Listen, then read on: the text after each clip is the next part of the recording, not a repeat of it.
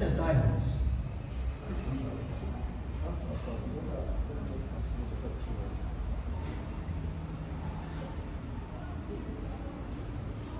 Abra sua Bíblia aí, no livro do Apocalipse, capítulo de número 2, e o versículo de número, vamos ler do 8, versículo 8,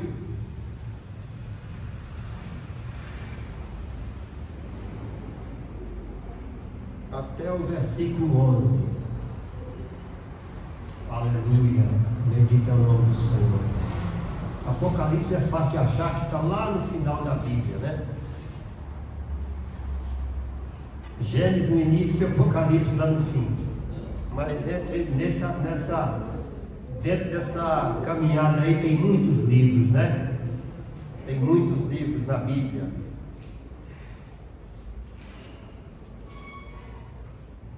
Apocalipse, capítulo de número 2 e o versículo de número 8. Diz assim a poderosa palavra do Senhor: a segunda carta à igreja de Esmirna. E ao anjo da igreja que está em Esmirna escrevi: isto diz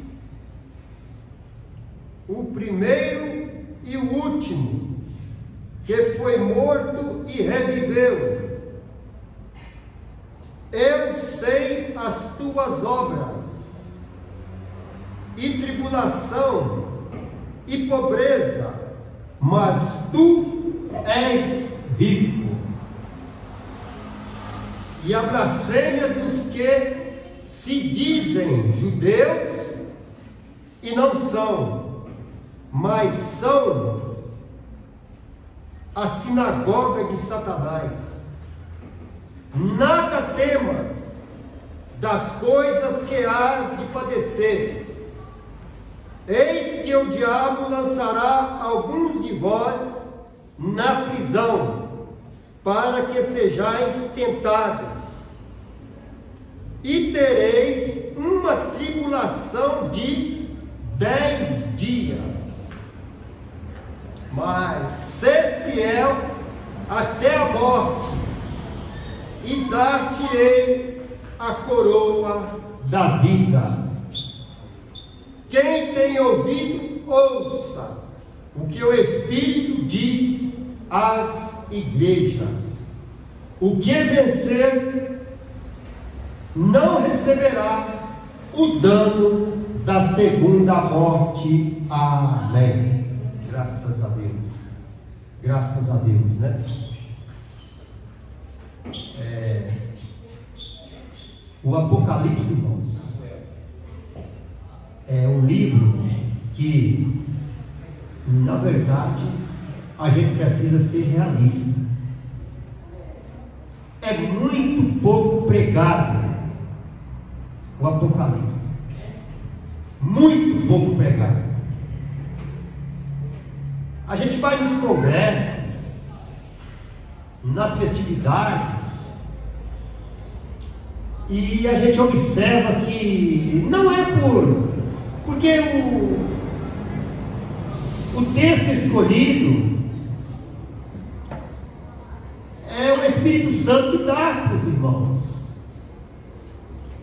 Às vezes o irmão vai, escolhe, ora, né? Escolhe ali aquele texto para ser o tema da festividade. Mas quando nós observamos de modo geral, é muito pouco pregado o Apocalipse. Eu não sei se é porque é um livro difícil de entender, e realmente, para quem não tem muito conhecimento, tem dificuldade mesmo de entender. tem dificuldade para entender, para compreender, né? Mas na verdade o Apocalipse está revelando para nós o estudo dos últimos tempos. É uma coisa que é real para a igreja. E a igreja precisa viver esta realidade. Nós não podemos fugir desta realidade. Porque essa realidade ela espera nós. Afinal de contas, nós não somos crentes salvos em Cristo. Nós não esperamos que Cristo venha buscar a igreja. Então, se nós estamos aguardando Cristo vir buscar a igreja, nós precisamos estar ligado aqui nesse livro do Apocalipse. E até é uma passagem assim muito, chega a ser meio assustador, né? Chega a ser meio assustador quando a gente lê os textos aqui do Apocalipse, a gente fica até meio assustado. Mas aqui nós deparamos com essa segunda carta, a qual o Senhor Jesus chamou João, chamou o apóstolo João e teve com ele um diálogo. E eu acho muito interessante que Jesus, ele poderia ter escolhido outro irmão. Mas por que ele escolheu João? Escolheu João porque João já era escolhido. Ele escolheu João porque João era o que tinha vivenciado tudo isso. João sofreu, irmãos. João padeceu pelo Evangelho de Jesus Cristo. Foi perseguido. E por isso que ele foi escolhido por Jesus. E Jesus chama ele e fala com ele: olha, eu tenho algo para você. Tudo que eu falar para você, você vai e escreve. Eu vou falando para você e você vai e escreve. Só que Jesus, ele acha interessante, eu acho que também foi uma escolha, né, muito assim, do coração de Jesus, né? Quando ele resolve chamar João e escrever essas 7 cartas, ele falou: para quem é que eu vou escrever essas cartas? Aí ele faz as escolhas. Ele faz a escolha das igrejas. Ele pegou, né? Olha, irmãos, se nós formos trazer para os dias atuais, para hoje, os tempos de hoje, quantas igrejas tem? Se fosse hoje para Jesus escrever carta para algumas igrejas, qual seria a igreja que Jesus escreveu uma carta? Se fosse no tempo de hoje. Obrigado. Para qual a igreja que Jesus ia escrever? E quem é que Jesus ia escolher para falar assim: olha, é você que vai escrever essa carta? Vocês já pensaram nisso? Será que ele escolheu um presbítero? Será que ele escolheu um diácono? Ele escolheu um pastor presidente? Será que ele escolheu uma missionária? Olha, tudo que eu disser você vai e escreve. E foi isso que Jesus fez com João. Jesus chama João e escreve. Fala: João, tudo que eu falar para você, você vai e escreve. Aí veio a primeira carta. A primeira carta foi a igreja de Éfeso. Ele mandou escrever. Aí quando chega aqui na segunda carta, ele escolhe a igreja de Esmirna. Essa igreja que foi escolhida, essa foi a contemplada, a igreja de Esmirna. A cidade de Esmirna ficava situada aproximadamente 40 quilômetros do norte de Éfeso. Então não estava, essa cidade de Esmirna, ela não estava muito longe da cidade de Éfeso. Tudo isso ali na Ásia Menor, em Roma, capital de Roma, que todos conhecem, todos sabem a história de Roma, desde o passado e até os dias atuais. Roma é potência, irmãos. Roma é potência. E lá tinha essa cidade chamada Esmirna. E essa cidade era uma cidade muito potente, uma cidade que o comércio era fluente, uma cidade localizada num lugar bom, em zonas portuárias, né? E a Bíblia diz para nós que essa cidade era uma cidade que era como se fosse a menina dos olhos dos empresários, dos grandão. Uma cidade muito cobiçada. E porém, essa cidade, ela foi crescendo, foi desenvolvendo. E na medida que essa cidade desenvolve, ela foi desenvolvendo em termos financeiros. Ela foi crescendo no termos de potência financeira. Mas para Deus, o dinheiro é bom? É ou não é? É. Senão ele teria feito. É bom. É com o dinheiro que nós, crentes, compramos e vendemos. Compramos os nossos alimentos para que nós sobrevivamos. É com dinheiro. Mas só que essa cidade era uma cidade rica. Era uma cidade potente. E era uma cidade que Roma tinha uma certa proteção com essa cidade. Mas o que eles tinham interesse era nos bens financeiros. Mas, como nós estudamos aqui na terça-feira passada, lá em Atos, no capítulo de número 19, foi aonde que Paulo, nas suas viagens, missionárias, o apóstolo Paulo, ele começa a plantar igrejas. Ele começa a plantar as igrejas. Esse é o desejo que está no coração do missionário. Vocês pensam que o desejo do coração do missionário é ver a igreja fechando? O desejo que está no coração do missionário, o desejo que está no coração de Deus é ver igrejas e mais igrejas sendo abertas. Quanto mais igreja tem aberta, mais almas vão se render aos pés do Senhor. Quanto mais portas estiver aberta, por exemplo, nós aqui no Cocaiaú, a porta da igreja está aberta.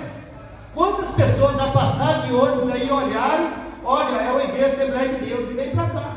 É uma porta que está aberta.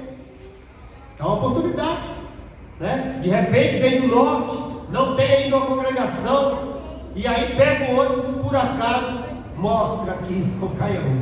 É onde vem para cá para congregar. Não, a hora que eu tiver oportunidade eu vou naquela igreja. Qualquer domingo desse eu vou naquela igreja. E pode ser que vem e gosta e fica congregando conosco. Então, Paulo tinha esse desejo. E aí, nasce uma igreja. Aí começa a nascer uma igreja dentro dessa cidade de Esmirna. Nasceu a igreja lá. Só que por ter nascido uma igreja nessa cidade, houve incomodação dos líderes de Roma. Aí veio a perseguição. Aí começa a perseguição. E eu estava analisando esse texto, eu estava pensando que tem muitas igrejas sendo perseguidas, irmãos. Muitas igrejas que estão sendo perseguidas. Aqui no nosso meio não, aqui em São Paulo agora a coisa é tranquila. Para nós agora aqui está light, está bom. Você vem congregar, volta para casa, tranquilo, sem problema, sem represália nenhuma, né? Então nós estamos tranquilos, Paulo. Nós estamos sossegados, né? Mas agora vai lá para a África, vai lá para Israel, onde está lá aquele fogo cruzado lá. Vai lá para você ver como é que está lá a situação. Lá a igreja está sendo perseguida. Da mesma forma que nesse tempo, né, há 53, 56 anos ali depois de Cristo, que essa igreja começa a expandir, também começa a perseguição. Irmãos, pode ter certeza, aonde tem um crente, você pode ter certeza que pode, mais hoje ou mais amanhã, o crente vai sofrer uma perseguição. Não tem jeito. Se você está aí sentado nesse banco e é crente até hoje e nunca sofreu uma perseguição, olha, irmão, eu vou dizer para você, pode aguardar, porque a qualquer momento você pode sofrer uma perseguição. Não tem bom. Ou mais hoje ou mais amanhã, ou por um motivo ou pelo outro, ou familiar, ou dentro da igreja, você vai sofrer uma perseguição. E aí entra nesse contexto aqui que nós estamos estudando hoje. Aí enquadra nessa igreja de Esmirna, que Jesus chama João e pede para ele: olha, escreve isso aí que eu estou dizendo para você. Escreve. Mas escreve para quem? Para o anjo da igreja. Toda igreja tem um anjo. O anjo da igreja é o pastor da igreja. E tem momentos, aí eu fiquei pensando assim, mas como é que nós recebemos a carta? Nós recebemos a carta de Jesus na hora que nós estamos na fiação com Ele. Quando nós estamos na fiação com Ele, Ele começa a falar, revelar e mostrar: olha, ali está acontecendo isso, ali está acontecendo aquilo, e Ele vai mostrando para nós. É como se fosse uma carta. É como se fosse uma carta, é uma revelação de Deus, né? E aí Ele pede para João: olha, fala para o anjo da igreja, e ao anjo da igreja que está em Esmirna, escreve: isto diz o primeiro e o único. Por que ele fala assim? Jesus estava falando dele próprio. Jesus aqui estava falando de si mesmo, pedindo para João escrever e falando dele mesmo. Olha o que o texto está dizendo. Diz que o primeiro e o último. Quem é o primeiro e o último? É Jesus, que foi morto e reviveu. Quem foi morto e reviveu? Jesus. Morreu e ressuscitou na cruz do Calvário. E ele assim naquela particularidade, ou seja, então aqui Jesus pede para João escrever para essa igreja, mas assim algo bem particular, bem dele mesmo, ó, tipo assim, vai lá, fala para o Paulo que eu sou o primeiro e o último. Fala para o Paulo que foi eu que morri e ressuscitei ao terceiro dia. Fala para o Joeni que foi porque eu morri e ressuscitei ao terceiro dia, por isso que hoje ele é salvo. Daquela vida perversa que ele levava ao trono. Fala para ele que eu morri e ressuscitei, por isso que ele é salvo. É isso que o texto está dizendo para nós. Aleluia, bendito é o nome do Senhor. Só que quando vai vendo aqui no decorrer do texto, Jesus vai falando para essa igreja: eu morri e revivei, eu sei as tuas obras. Olha que lindo, irmãos. Eu sei as tuas obras.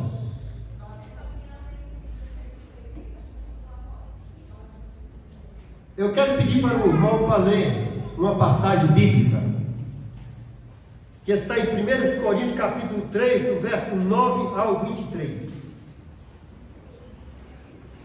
Eu quero saber qual é a minha obra diante do meu Deus, e você, através de ouvir esse texto que vai ser lido aí, você faz uma pergunta para você: como que está a sua obra diante de Deus?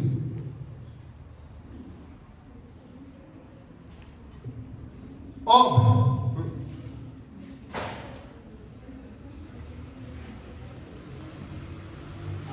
Aleluias, bendito é o nome do Senhor.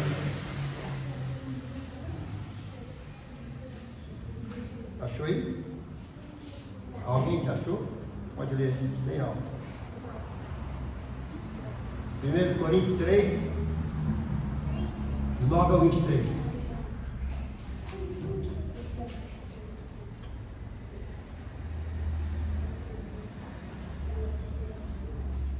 Isso, é isso mesmo? 3, 9, pastor. 3, do 9 ao 23.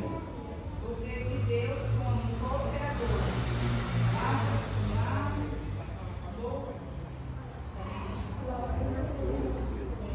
Deixa eu ver, peraí. Amor de Deus, edifício de Deus sois vós. Segundo a graça de Deus que me foi dada, lancei o fundamento como prudente construtor, e outro edifica sobre ele. Porém, cada um seja como edifica. Porque ninguém pode lançar outro fundamento além do que foi posto, o qual é justo, é Jesus Cristo.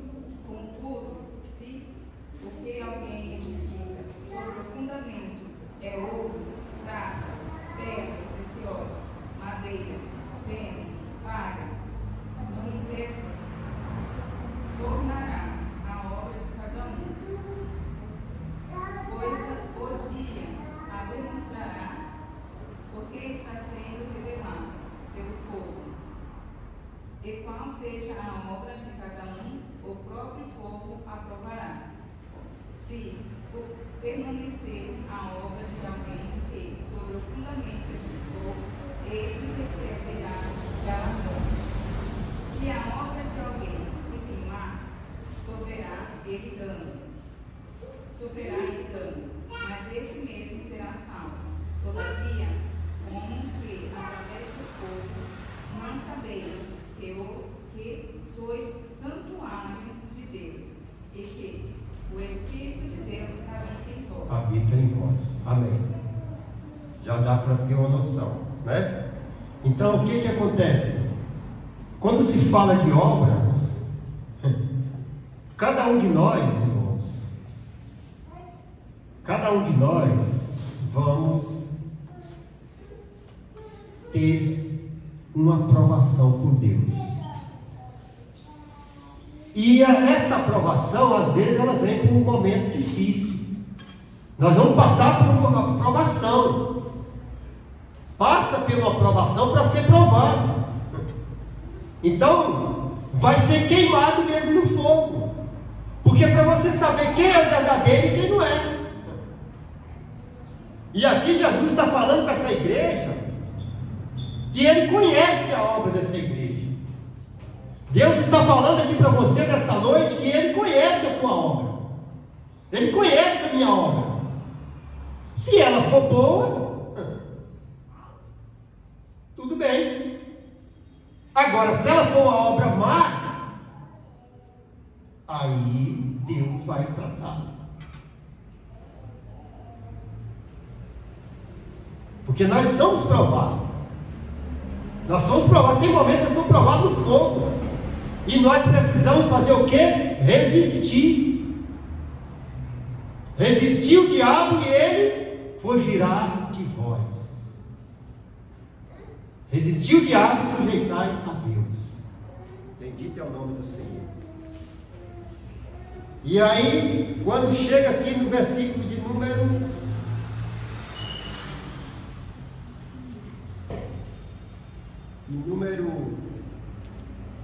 Vamos para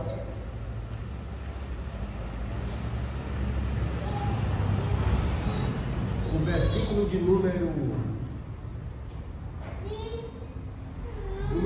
10. Do 9 diz: eu sei as tuas obras, e as tribulações e pobreza, mas tu és rico. Eu sei das tuas obras, eu sei da tua tribulação, eu sei da sua pobreza, porque naquele tempo a igreja começou a crescer, mas eles atacaram a igreja, e a igreja começou a passar por um momento de sofrimento. Eles começaram a tomar os bens dos crentes, para ver se eles desistiam desse negócio de Jesus. Larga esse negócio de Jesus e começaram a tomar as coisas dos crentes. Começaram a saquear as coisas. E Jesus fala aqui: eu sei da sua pobreza, mas tu és rico. Por que Jesus falou que eles eram ricos? Eu sei da tua pobreza, eu sei da aflição que você está passando, eu sei do momento difícil que você está passando, mas eu quero dizer para você: você é rico. Que coisa, hein? Você sofrendo, passando necessidade. Ah, mas você é crente, o crente passa mesmo. O crente às vezes ele passa até fome, né? Mas vai depender da circunstância. Você está pronto para isso? Você está pronto para passar fome? Será que eu estou pronto para passar fome? Fome eu nunca passei, eu passei necessidade. Fome não, graças a Deus, até hoje. Mas necessidade sim, eu já passei. E às vezes dá um aperto, viu? Dá um aperto muito grande. E às vezes o crente é necessário que ele passe por esse crivo. E Jesus começa a falar para esses crentes: eu sei das tuas obras. Falando para essa igreja: eu sei da sua aflição. Eu sei da sua aflição. Aleluia. Bendito é o nome do Senhor. Oh, glória a Deus. Mas tu és rico. Você tem a salvação. Nós temos a salvação, por isso nós somos ricos. Aleluia. E a blasfêmia dos que se dizem judeus e não são, mas são a sinagoga de Satanás. Tem hora que você está em paz, irmão. Tem hora que a gente está você está na paz, você está tranquilo, você está sereno, sabe? Você está tão em paz com Deus, mas parece que levanta uma sinagoga do Satanás, sabe? Parece que vem uma nuvem querendo te cobrir, querendo te engolir. Era essa a expressão que Jesus estava falando para essa igreja. Essa igreja triunfante, essa igreja guerreira, trabalhando, fazendo para o reino. Mas chega o tranca-rua e começa a bagunçar com a igreja. Ele começa a perseguir a igreja. E será que não é diferente conosco? Será que não é diferente nos dias atuais? Nos grupos, nos departamentos, né? Aí você tem um creio, tem uma deve, é uma bênção, não é fácil demais, né? É muito fácil você chegar lá e olhar naquele congresso e olhar aquele monte de jovem tudo bonito lá. Mas tem um bastidor, viu?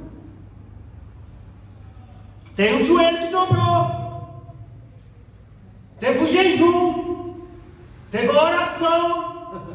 Não é assim você chegar e olhar bonita a igreja, olha que festividade linda do ciclo de oração. Foi fácil demais. Foi só chegar e chamar, irmã, é o dia tal, não precisa fazer nada não, tá? Não ensaia, não faz nada, só vem. Ah, tá. É compra de roupa, e vai para um lado, e vai para outro, e falta aquilo, e falta outro, e falta um negócio, e tem que fazer, e vai vir uma hora, é de madrugada, meu Deus, eu tenho que trabalhar amanhã, como é que eu vou fazer? Não, vai dar. Aí quando é no outro dia, sai para trabalhar, nem domingo de noite. Em prol de quê? Aí vem o Satanás com a sua sinagoga, e vem tentar tirar a paz, sabe? Tentar atrapalhar. Isso que Jesus está falando para essa igreja. Mas Jesus está tendo um diálogo assim, tão de perto com a igreja, sabe? Assim como você estivesse passando por uma prova, sabe? Mas Jesus está falando para você, você vai vencer. Ele está falando, você está comigo, eu estou contigo, você vai vencer.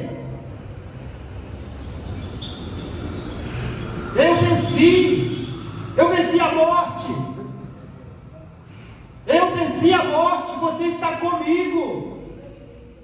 Se passares pelo fogo, não vai se queimar. Se passares pelas águas, não vai se submergir, porque eu estou contigo. Aleluia, bendito é o nome do Senhor. Irmãos, eu lembro daqueles dois jovens, aqueles três jovens, Medraque, Sadraque e Abednego. Irmãos, eles pagaram, isso é o espelho dessa igreja aqui, ó. Jovens separados para Deus, jovens que não negociou a sua dignidade, não negociou a sua fidelidade com Deus. Eles não negociou. Vocês pensam que foi fácil para Daniel? Mas Daniel não se abriu. Houve um decreto, e o rei falou, rei, o senhor fez um decreto, não é para orar, e o senhor não sabe o que nós descobrimos. Sempre tem um demônio para fazer isso, né? Sempre tem. Você não sabe o que nós descobrimos. Tem lá um tal do Daniel, e ele está orando. Acho que é 3 vezes, né? 3 vezes ao dia, Daniel orava a Deus. Convicção, irmão. Daniel, cuidado, rapaz. Para com esse negócio de oração. Para com essa campanha aí, Daniel. Para nada. Eu sei para quem que eu estou fazendo. Eu sei quem mandou eu fazer. Eu sei a quem eu sigo. Eu sei o Deus que eu sigo. Eu conheço o Deus que eu sigo. E Daniel não abriu mão. Ah, é? Então tá bom. Então vamos preparar uma cilada para você. Houve um decreto. Vamos pegar Daniel e vamos jogar ele dentro da cova para os leões comer. Vamos fazer isso com ele, irmão. Vale a pena servir a Deus. Vale a pena ser sincero com Deus, igreja. Vale a pena ser fiel com Deus, igreja. Vale a pena. Vale a pena. É como se você estivesse fazendo um depósito. E esquece. Faz o depósito e esquece. Vai depositando. Esquece de ver saldo. Não olhe o saldo. Aí, quando chegar um certo tempo, aí você vai lá e olha o saldo. Você vai, olha só. Olha como que a conta está gorda. Daniel foi fazendo depósito. sabia o Deus que ele servia? Ele sabia. É interessante demais, né? Vamos preparar uma cilada para Daniel. Joga ele dentro da cova. Jogar Daniel dentro da cova com os leões. Os leões acharam. Quando Daniel caiu lá dentro da cova, os leões falaram: chegou um amigo nosso aqui, olha. Irmãos, é coisa tremenda. Eu me vejo assim, quando o inimigo está. O inimigo vem para te pegar, mas Deus vai lá e cega ele. Foi desse jeito que Deus fez com Daniel. E Deus estava ali juntinho com Daniel. Não, Deus desamparou ele. Se ele foi fiel com Deus, não é que Deus ia desamparar ele naquela hora. Não, jamais. Jamais eu vou desamparar você. Deus estava com Daniel. Aí depois os outros 3 jovens, Medraque, Sadraque e Abednego. Também, que invenção é essa de servir a Deus? Que negócio é esse, né? Jovem. O jovem é muito perseguido, irmão. O adulto é, mas o jovem adolescente é muito perseguido.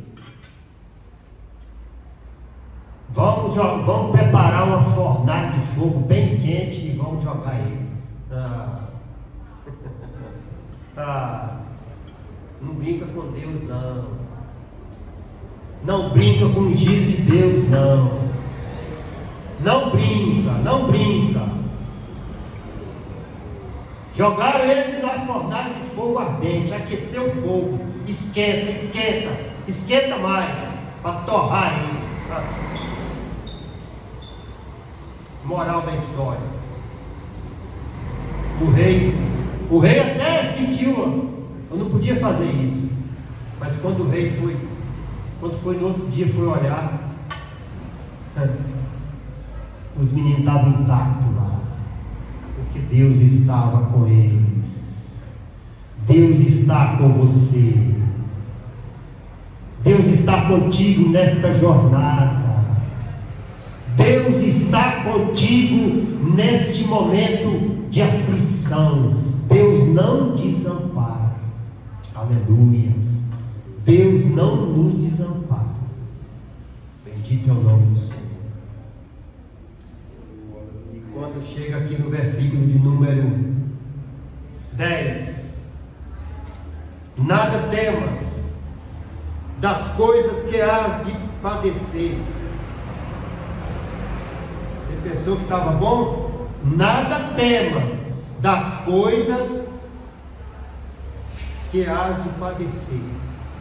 Eis que o diabo lançará alguns de vós na prisão, para que sejais tentados,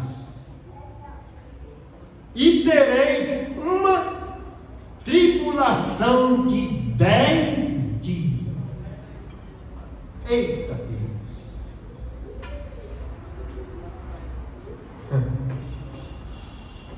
Sabe o que é tribulação?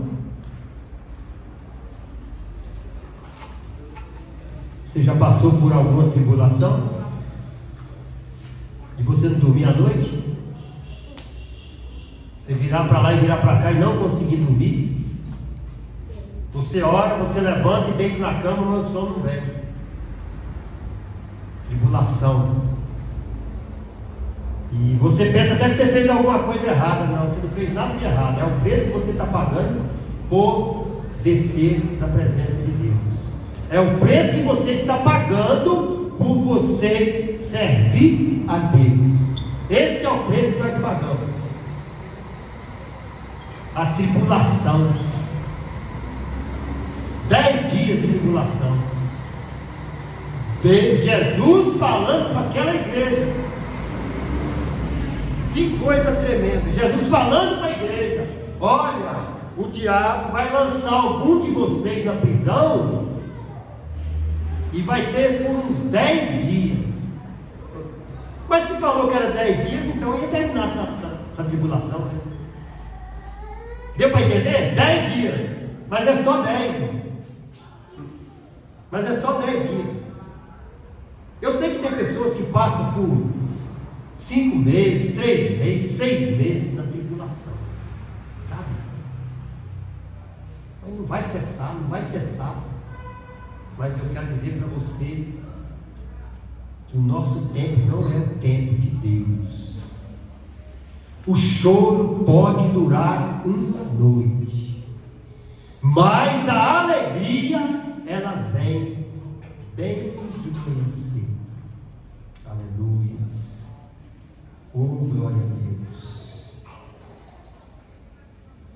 E tereis uma tribulação de 10 dias, mas ser fiel até a morte, e dar-te-ei a coroa da vida.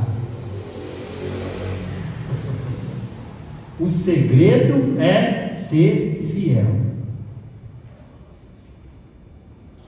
Com Deus não tem vergonha. Com Deus não tem como você tapear Deus, viu? Eu sim, é fácil me tapear. E como é fácil me tapear? Quantas vezes eu fui enganado? Vendedor chega para mim, pá, quando eu comprei. Quando eu vou ver, mas por que eu fui comprar esse negócio? Fácil de ser iludido, né? Fácil, né? Mas ser fiel até a morte, e dar-te-ei a coroa da vida. Aleluia. Bendito é o nome do Senhor. Não é fácil ser fiel, não. É fácil ser fiel, igreja? Não é fácil ser fiel. Por muito que você tenta, mas quando você vê, você, oh meu Deus, eu não podia ter feito isso. Quando você vê, você já fez. Mas aqui Deus está falando para essa igreja, Ele está falando para essa igreja: ser fiel até a morte. Se você for fiel até a morte, não é ser fiel até a metade do caminho e parar, não. Não é ser fiel hoje e amanhã não é fiel. Aqui o texto está dizendo: ser fiel até a morte, e te darei a coroa da vida. Aleluia, bendito é o nome do Senhor. Quem tem ouvidos, não é ouvido. Quem tem ouvidos, ouça o que o Espírito diz às igrejas. Aqui ele falou às igrejas, porque são 7 igrejas que ele escolheu. O que vencer não receberá o dano da segunda morte. Aleluia, bendito é o nome do Senhor. Se você vencer, se nós vencermos, nós não vamos receber o dano da segunda morte. A primeira é morte física, agora a outra é eterna. Você quer? Qual é a morte que você escolhe? Se você escolher a primeira, você fez uma boa escolha, mas aqui o texto falou que você vai pagar um preço. Não é de graça. Irmãos, por isso que a Bíblia diz que a porta é estreita. A porta é estreita. E o caminho, a porta da salvação. E a da perdição é larga, toda escancarada. Você pode fazer o que você quiser. Faça o que você quiser. Até poucos dias eu ouvi algo na escola dominical.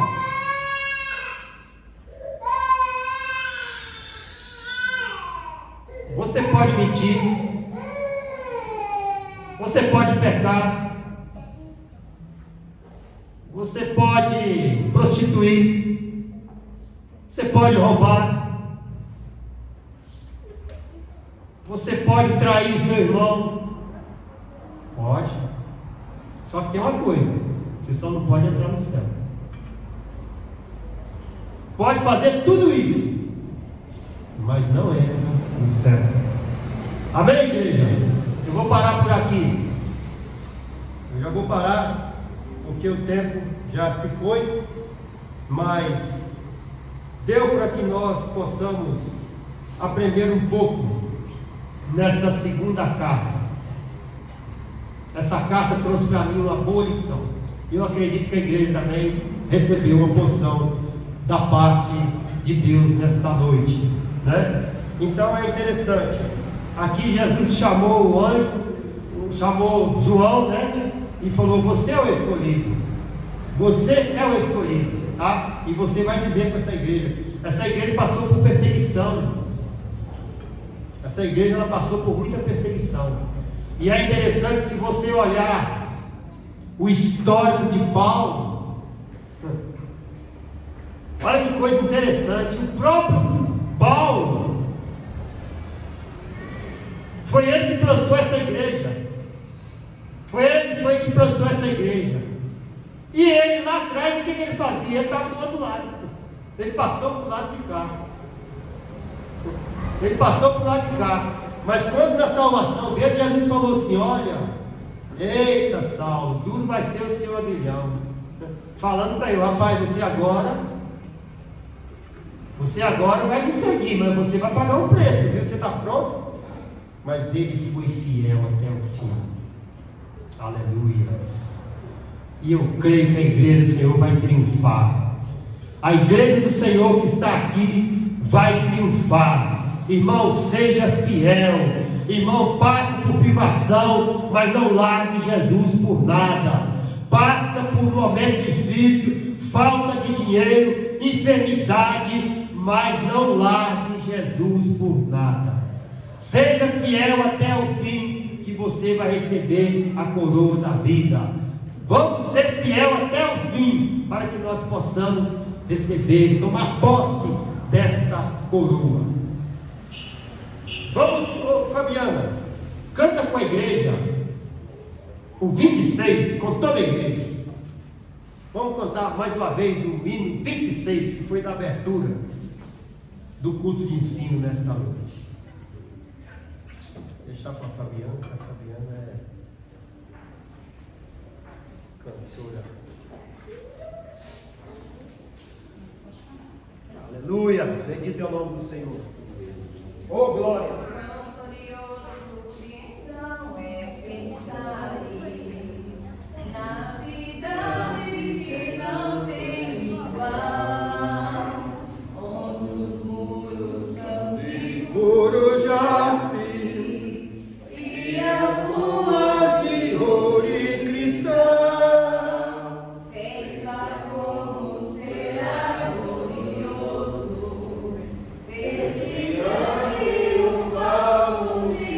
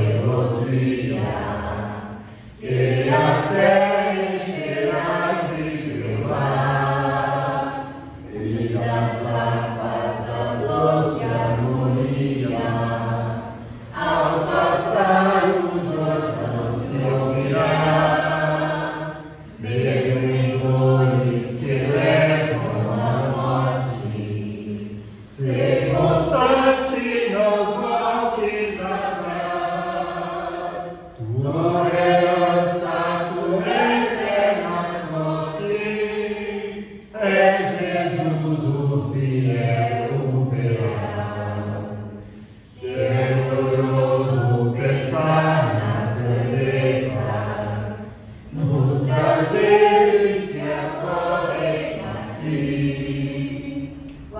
será desfrutar as riquezas que esperam os salvos ali. Os encantos do mundo não podem ofuscar essa glória da lei.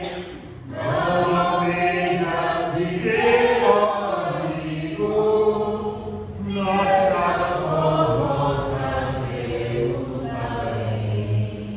Oh, glória a Deus, coisa gostosa, né? Aleluia, bendito é o nome do Senhor. Que Deus em Cristo possa abençoar a igreja, que Deus possa nos dar força, irmãos, força e vigor para viver dias tão difíceis. Mas uma coisa eu digo para a igreja: o céu está preparado para nós, o céu está esperando por nós, e Jesus vai receber de nós ali. Bem ali, né? Vamos ficar em pé, eu já vou dar dando os avisos.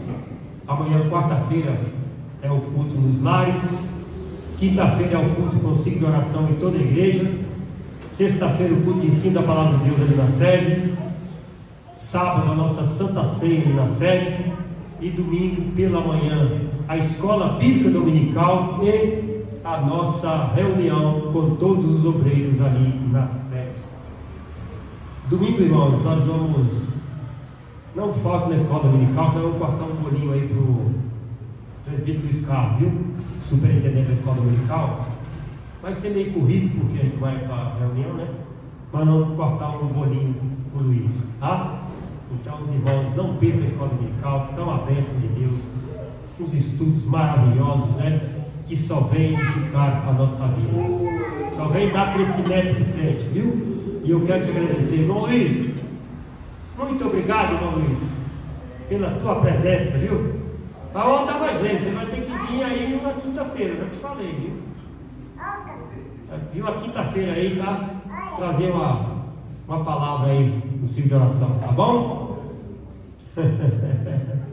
Aleluia.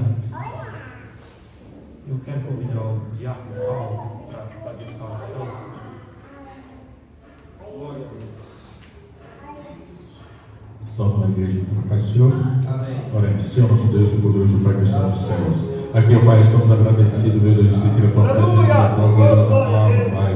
Deus continua, Senhor, abençoando ricamente, meu Deus, para que nós possamos aí, aqui saciado de ouvir a tua palavra. Deus, querido eterno, agora Deus, Senhor, despede, Senhor, cada um na tua presença, Pai.